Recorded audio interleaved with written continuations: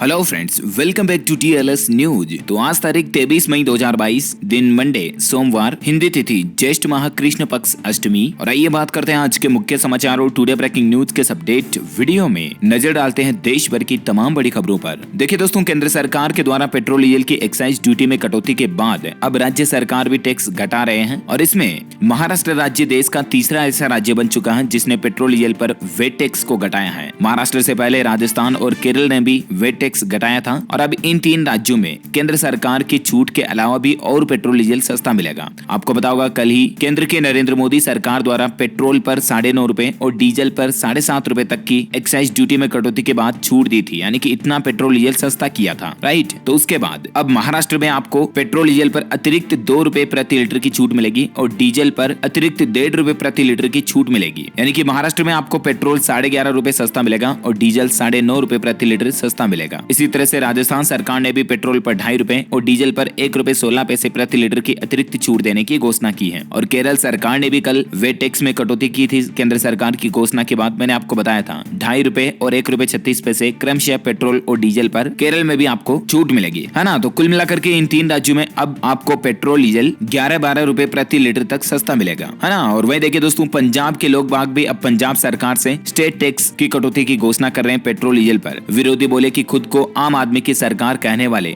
भगवंत मान petrol diesel पर तुरंत लोगों को राहत दे। वहीं इस छूट के बाद देश की वित्त मंत्री निर्मला सीतारमण जी का कहना है कि पेट्रोल डीजल पर कस्टम ड्यूटी में कटौती से राज्यों के टैक्स में हिस्से पर नहीं होगा असर, बल्कि केंद्र सरकार खुद इसका बोझ भुगतेगी। चलिए अगली बड़ी खबर देखिए दोस्तों, जापान के लिए रवाना हुए देश के प्रधानमंत्री नरेंद्र मोदी आज शीर्ष कारोबारियों के साथ मुलाकात भी करेंगे और कई अहम मुद्दों पर बातचीत होगी। दरअसल क्वाड सम्मेलन 2022 में हिस्सा लेने के लिए देश के प्रधानमंत्री नरेंद्र मोदी जापान रवाना हो चुके हैं और इस समिट से पहले देश के पीएम बोले कि क्वाड लीडर्स के साथ इंडो पैसिफिक के डेवलपमेंट और ग्लोबल मुद्दों पर बातचीत होगी। जापान के टोक्यो में पीएम मोदी 40 घंटे बिताएंगे और जापान दौरे से पहले कल ही प्रधानमंत्री नरेंद्र मोदी ने थॉमस कप विजेताओं से मुलाकात की, बातचीत की और पीएम मोदी ने हीरोज के बैडमिंटन रैकेट देखे, उनका हौसला बढ़ाया। लक्ष्य अल्मोड़ा से लाए खास मिठाई, देश के युवा जो नाम रोशन करने वाले हैं उनके लिए। चलिए अगली बड़ी खबर देखिए दोस्तों, WHO यानी कि विश्व स्वास्थ्य संगठन ने भारत की 10 लाख से भी ज्यादा आशा कार्यकर्ताओं को सम्मानित किया और कहा कि ग्रामीण क्षेत्रों तक स्वास्थ्य सुविधाएं मुहैया कराने में इनका अहम योगदान रहा है। खास करके इस कोरोना महामारी के काल के दौरान ये आशा कार्यकर्ताएं घर घर जाकर कोरोना पीड़ितों का पता लगाया। वैक्सीनेशन प्रोग्राम में भी काफी इन्होंने साथ निभाया, इसके लिए WHO ने भी इनको सम्मानित किया है। अच्छा, अगली बड़ी खबर देखिए कि महज पति का रिश्तेदार होना किसी को आरोपी बनाने का आधार नहीं हो सकता है। घरेलू हिंसा केस में दिल्ली की कोर्ट ने एक अहम फैसला सुनाया है। दरअसल दिल्ली हाईकोर्ट का कहना है कि कोई भी महिला ऐसे व्यक्ति पर घरेलू हिंसा का आरोप नहीं लगा सकती जिसने अतीत में या वर्तमान में उसके साथ एक छत साझा ना की हो। एक ऐसे ही मामले की सुनवाई के दौरान दिल्ली हाईकोर्ट की तरफ से ये फैसला सुनाया गया है। अच्छा, अगली बड़ी खबर देखिए दोस्तों, 3 जून को अपने पैतृक गांव जाएंगे हमारे देश के राष्ट्रपति रामनाथ कोविंद जी और इस दरमियान पीएम मोदी और मुख्यमंत्री योगी आदित्यनाथ भी वहां मौजूद रहेंगे। अच्छा, उत्तर प्रदेश में एक और नई पहल देखिए सरकार की कि अब आप अपनी जमीन पर बनवाएं सरकारी अस्पताल और उस अस्पताल को आप पुरखों का नाम भी दे सकते हैं। जैसे आपके दादा दादी के नाम से आप अस्पताल खोलना चाहते हैं तो खोल सकते हैं। स्वास्थ्य विभाग की तरफ से एक ऐसा ही प्रस्ताव निकाला गया है। अब आप अपनी खुद की जमीन पर सरकारी अस्पताल बनवाने के लिए अगर जमीन दान में देंगे तो उस अस्पताल का नाम आपके पुरखों के नाम से रखा जाएगा। अस्पताल के लिए मुफ्त में जमीन देने वाले व्यक्ति की पसंद पर ही अस्पताल का नाम रखा जाएगा।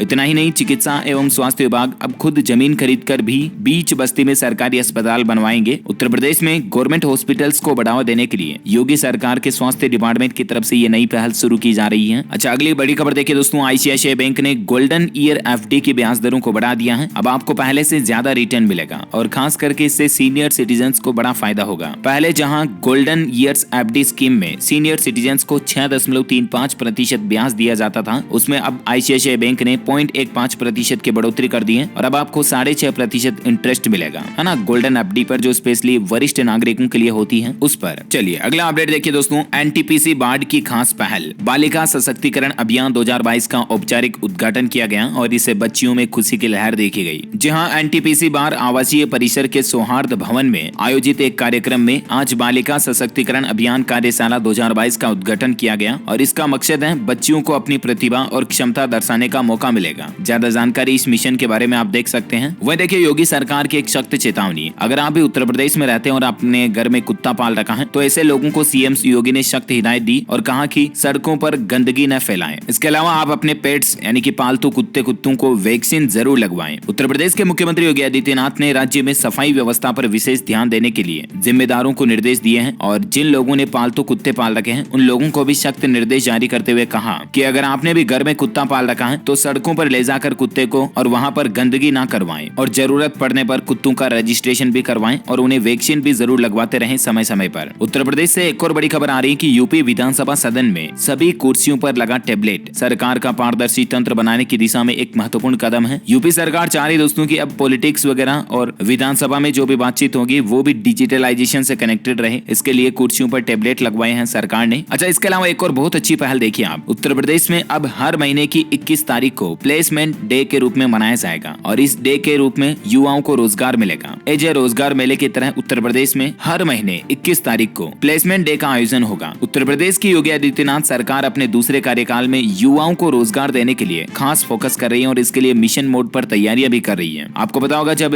यूपी सरकार चुनाव से पहले घोषणा पत्र जारी किए थे उसमें भी कहा था कि यूपी में ज्यादा से ज्यादा युवाओं को रोजगार दिया जाएगा, हर परिवार से एक युवा को नौकरी देने का भी वादा किया था, रोजगार मिलेगा कहने का मतलब। तो अब इसी पहल में कार्यवाही करते हुए उत्तर प्रदेश के सेवा योजन व्यावसायिक शिक्षा एवं एमएसएमई के संयुक्त प्रयास से अब हर महीने की 21 तारीख को प्लेसमेंट डे का आयोजन होगा और ये राज्य की सभी आईटीआई के प्रांगण में होगा। ये कंपनियां इनको रोजगार प्रदान करेगी, यानी कि जितनी भी कंपनियां होगी वो युवाओं के लिए रोजगार लाएगी 21 तारीख को, है ना। उत्तर प्रदेश में युवाओं को इस सरकार की पहल का बड़ा फायदा मिलेगा। इसके अलावा यूपी में योगी सरकार ने एक और बड़ी घोषणा की है कि हर जिले में एक हॉर्टिकल्चर सेंटर ऑफ एक्सीलेंस बनाया जाएगा। 5 साल तक के लिए योगी सरकार ने इसका लक्ष्य रखा है। फल, साग भाजी और मसाले की खेती और इनको बढ़ावा देने के लिए योगी सरकार ने नई पहल शुरू की है। हर एक जिले में एक नया हॉर्टिकल्चर सेंटर ऑफ एक्सीलेंस बनाया जाएगा जहां पर उन्नत किस्म वाली वेजिटेबल्स वगैरह और इस तरह के और अलग अलग किसानों की आय बढ़ाने वाले पेड़ पौधे और सब्जियों को उगाया जाएगा। सरकार के प्रोत्साहन से बागवानी के रकबे और उपज में भी बढ़ोतरी होगी और बेमौसम सब्जियां उगाने के लिए संरक्षित खेती को भी योगी सरकार बढ़ावा दे रही है। चलिए अगली बड़ी खबर देखिए दोस्तों, उत्तर प्रदेश में जो ज्ञान व्यापी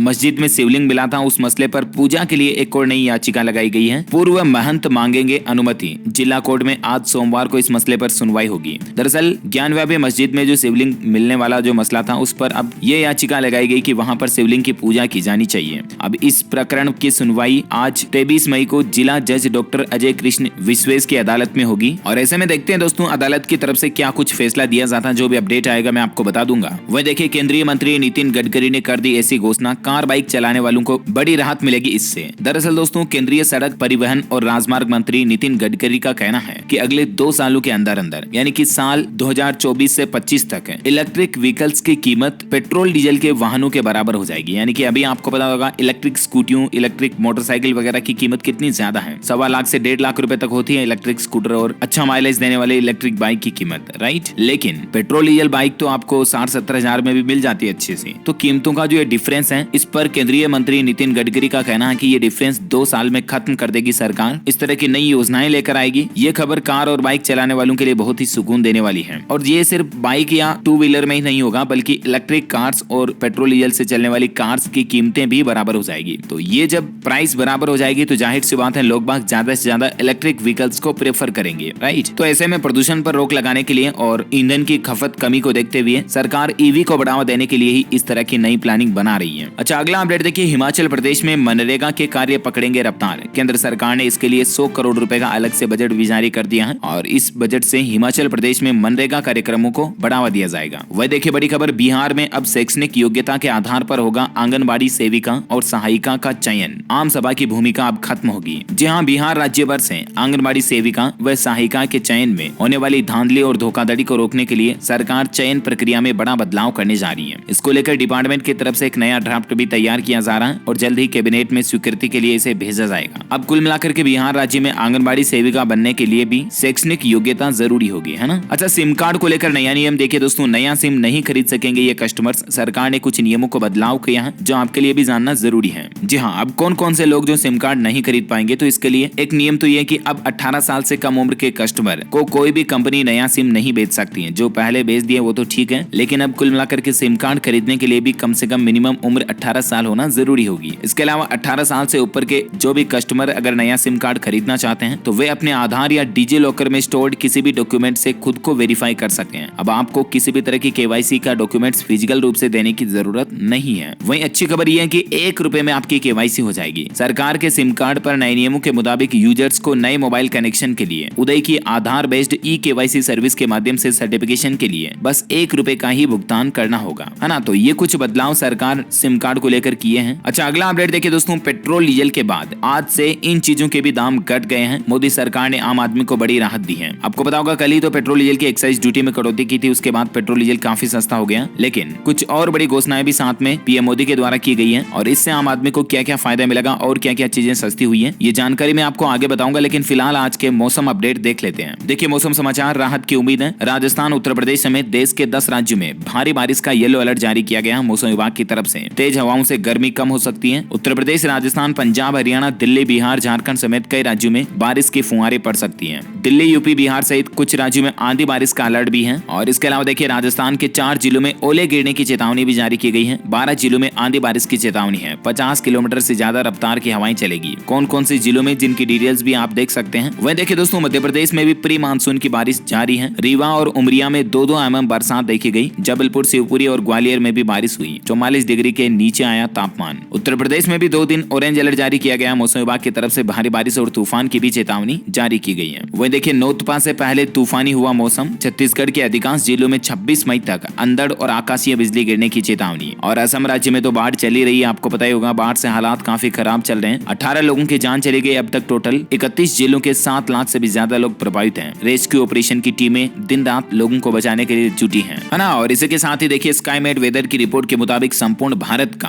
आज 23 मई 2022 का मौसम पूर्वानुमान आखिर क्या कहता है। तो अगले 24 घंटों के दौरान पश्चिम हिमालय, उत्तर प्रदेश में बारिश की गतिविधियां बढ़ सकती हैं। उत्तराखंड वगैरह में भी बारिश हो सकती है। बिहार, झारखंड, जम्मू कश्मीर और पूर्वोत्तर भारत में भी मध्यम बारिश की संभावना है। और भी ज्यादा जानकारी आप देख सकते हैं। अच्छा, कुछ कोरोना बुलेटिन भी देख लीजिए। देखिए देश में ओमिक्रॉन के सब वेरिएंट BA.4 और BA.5 के मरीज भी मिले हैं। पिछले 24 घंटों में भारत में 2200 नए केस आए। लेकिन बड़ी चौंकाने वाली बात यह है कि इंसाकोग ने भी भारत में कोरोना के BA.4 और BA.5 वेरिएंट की पुष्टि कर दी है। और अब कॉन्टेक्ट ट्रेसिंग पर जोर दिया जा रहा है कोरोना के इन वेरिएंट्स को ब्रेक करने के लिए। बाकी दोस्तों, देश में आज भी 2000 से ज्यादा कोरोना के नए मामले देखे गए, 2200 के लगभग, जबकि 24 घंटों के दौरान 65 लोगों की जान गई। अच्छा, कोरोना के अलावा देखिए आप, अब तक 12 देशों में मंकी पॉक्स के भी 92 से ज्यादा नए मामले सामने आ चुके हैं। मंकी पॉक्स जो आजकल वापस बहुत ज्यादा फैल रहा है और इस पर WHO ने भी चेतावनी जारी करते हुए कहा कि वैश्विक स्तर पर फैल सकता है ये वायरस, इसलिए आप भी सावधान रहें। ये चेचक की तरह वायरस होता है जिससे शरीर पर फफोले, फोड़े, फुंसी की तरह उगस जाते हैं। तो ऐसे में किसी के भी शरीर पर इस तरह के सिम्टम्स, लक्षण अगर नजर आ रहे तो तुरंत डॉक्टर से चेकअप करवाएं, क्योंकि मंकी पॉक्स अभी तक किन किन देशों में फैल चुका आप देख सकते हैं। America, Canada, Australia, Britain, Spain, Portugal, Germany, Belgium, France, Netherlands, Italy और स्वीडन, इन 12 देशों में मंकी पॉक्स के मामले सामने आने के बाद ही WHO ने ये चेतावनी जारी की है। ओके, कोरोना के बाद कुछ एजुकेशनल अपडेट्स देखिए आप। हरियाणा राज्य में गर्मियों की छुट्टियों का ऐलान कर दिया गया है। 30 दिन तक बंद रहेंगे स्कूल। बढ़ते गर्मी और तापमान की वजह से बच्चों को राहत देने के लिए गर्मी की छुट्टियां तो 30 जून तक जारी रहेगी, 1 जून से लेकर 30 जून तक। लेकिन इसी बीच हरियाणा में सरकार की एक और नई पहल भी देखिए आप। गर्मी की छुट्टियों में भी लगेगी बोर्ड की कक्षाएं,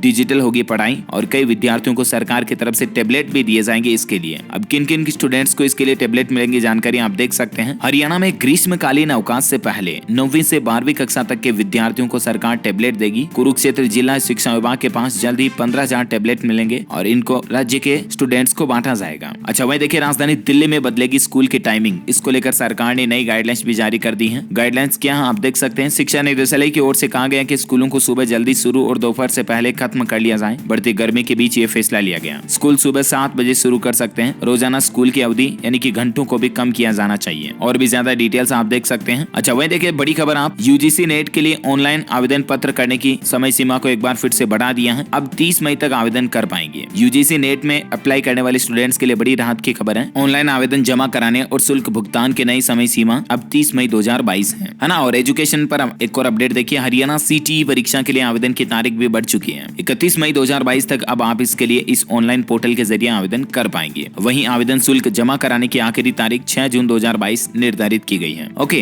तो एजुकेशनल अपडेट्स के बाद कुछ और महत्वपूर्ण खबरें देख लेते हैं। देखिए, सुप्रीम कोर्ट का एक अहम आदेश, घोटाले के मामलों में अलग अलग केस जनहित में नहीं। सुप्रीम कोर्ट ने एक अहम व्यवस्था देते हुए कहा दोस्तों कि जितने भी घोटालों के मामले हैं ना, उनमें दर्ज अलग अलग FIR पर अलग अलग कार्यवाही करना जनता के हित में नहीं है। इसके साथ ही शीर्ष अदालत ने अपने विशेष अधिकार का प्रयोग करते हुए करोड़ों रुपए के बाइक नोट और इस तरह के घोटाले वाले मामलों को एक मुख्य FIR में बदल दिया। यानी कि सिंपल ये कि कोई अगर अलग अलग तरह के अपराध कर रहा है सेम ही कैटेगरी के, तो उन पर अलग अलग FIR नहीं होगी, बल्कि एक ही मेन केस चलाया जाएगा, है ना। वही देखिए बड़ी खबर, बच्चों को मिलेगी कुपोषण से मुक्ति। केंद्र सरकार ने कर्नाटक सरकार को मिड डे मील में अंडा रखने की भी मंजूरी दे दी है। हालांकि पहले साधु संतों ने इस बात का विरोध किया था, लेकिन अब आखिरकार सरकार से इसकी मंजूरी मिल चुकी है और कुपोषण के जो बच्चे हैं वो अब कर्नाटक सरकार द्वारा मिड डे मील में अंडे का सेवन भी कर पाएंगे। अच्छा, साथ ही देखिए बड़ी खबर, बनिहाल सुरंग हादसे में मृतकों के परिजनों को 16 लाख रुपए का मुआवजा दिया जाएगा। जम्मू कश्मीर प्रशासन की तरफ से ये बड़ा ऐलान किया गया है। आपको पता होगा हाल ही में 1-2 दिन पहले जम्मू कश्मीर के रामबन जिले में एक निर्माणाधीन सुरंग यानी कि टनल का हिस्सा ढह जाने से 10 मजदूरों की जान चली गई। उनके परिजनों को अब जम्मू कश्मीर प्रशासन की तरफ से 16 लाख रुपए का मुआवजा दिया जाएगा, है ना। और साथ ही देखिए अगला अपडेट, क्वाड सम्मेलन से पहले जापान में अमेरिका लॉन्च करेगा IPEF। IPEF का मतलब है दोस्तों Indo Pacific economic framework. America की ओर से लॉन्च किया जा रहा है। जापान के क्वाड सम्मेलन में प्रधानमंत्री नरेंद्र मोदी समेत दुनिया के बड़े दिग्गज नेता भी शामिल होंगे। इसके अलावा जापान के कुछ प्रमुख बिजनेसमैन के साथ भी मुलाकात करेंगे। अच्छा, वहीं देखिए अगला अपडेट, वोडाफोन आइडिया ने लॉन्च किया 151 रुपए का नया प्लान, जहां आपको डिज्नी प्लस हॉटस्टार का सब्सक्रिप्शन फ्री में मिलेगा। 8 GB डाटा और 30 डेज वैलिडिटी इस प्लान की रहेगी। अच्छा, कर्मचारियों के लिए बड़ी खुशखबरी, देखिए खत्म हुआ NPS, पुरानी पेंशन लागू करने का आदेश जारी हो चुका है। आपको बताऊंगा राजस्थान सरकार की तरफ से बजट के दौरान ये घोषणा की गई थी कि पुरानी पेंशन योजना शुरू की जाएगी, राइट। तो उसको लागू करने के आदेश अब जारी हो चुके हैं। वित्त विभाग ने ओल्ड पेंशन स्कीम लागू करने के लिए सभी नियमों में बदलाव के आदेश जारी कर दिए हैं। राजस्थान सरकार ने कर्मचारियों को रिटायरमेंट पर अब वेतन का 50% पेंशन के रूप में देने के प्रावधान को कानूनी रूप से लागू कर दिया है, मंजूरी दे दी है। यानी कि सरकारी नौकरी से रिटायरमेंट होने के बाद अब कर्मचारियों को आधी तनख्वाह मिलती रहेगी आजीवन, पुरानी पेंशन योजना के नियमों के तहत, है ना। और ये स्कीम जो है राजस्थान में लागू भी की जा चुकी है। घोषणा तो पहले ही कर दी थी, लेकिन अब इसको अप्लाई कर दिया है। अच्छा, वही देखिए अगला अपडेट, तेलंगाना के मुख्यमंत्री KCR ने दिल्ली शिक्षा मॉडल की प्रशंसा की और कहा कि सरकारी स्कूलों में बहुत ही प्रशंसनीय कार्य है और तेलंगाना में भी इस तरह का एजुकेशन मॉडल लागू करने के लिए सरकार दिल्ली से ट्रेनिंग भी लेगी। वहीं देखिए दोस्तों, उत्तराखंड सरकार की श्रद्धालुओं से अपील, चारधाम यात्रा पर अगर आप भी जा रहे हैं तो दर्शन करने से पहले ये काम जरूर कर लें। दरअसल चारधाम यात्रा को सुचारू रूप से चालू रखने के लिए प्रशासन ने लोगों से अपील की और कहा कि हर दिन बड़ी भारी संख्या में श्रद्धालु आ रहे हैं और इसीलिए सरकार और प्रशासन ने यात्रियों से निवेदन करते हुए कहा कि अब कुछ दिनों तक दिए गए निर्देशों के अनुरूप ही यात्रा करें और आपको रजिस्ट्रेशन पहले से ही करवा लेना चाहिए। पर्यटन सचिव दिलीप जावलकर का कहना है कि अभी एक सप्ताह के लिए चारों धामों में यात्रियों के रजिस्ट्रेशन जो है फुल हो चुके हैं। इसीलिए यात्रियों को अपनी सुविधा के अनुसार आगामी दिनों में अपनी यात्रा को लेकर प्लानिंग करनी चाहिए और यात्रा करने से पहले आप रजिस्ट्रेशन जरूर करवा लें। अभी मतलब सप्ताह भर के लिए अलॉट जो है वो फुल है ना।